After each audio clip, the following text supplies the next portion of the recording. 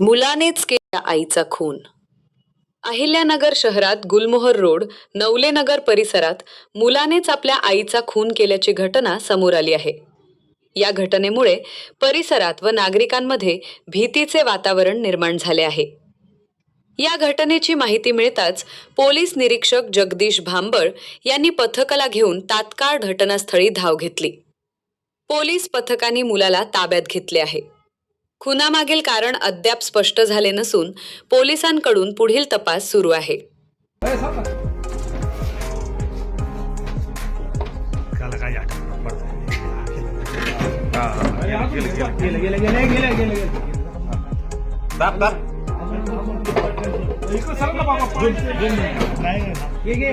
आता नाही आता हालचाल नाही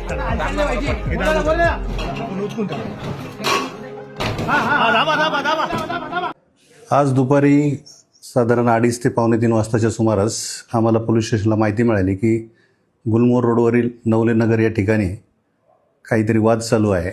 त्याप्रमाणे आम्ही आमचे सेक्टर आणि डिटेक्शनचे कर्मचारी त्या ठिकाणी पाठवले असता त्या ठिकाणी एका घरामध्ये मुलगा आणि आई दरवाजा लावून आत बंद असल्याचे दिसून आले आणि त्या ठिकाणी जी महिला होती ती खाली जमिनीवर अशी पडलेली दिसत होती. त्यावरून तो गंभीर प्रकार आहे असं लक्षात आलं.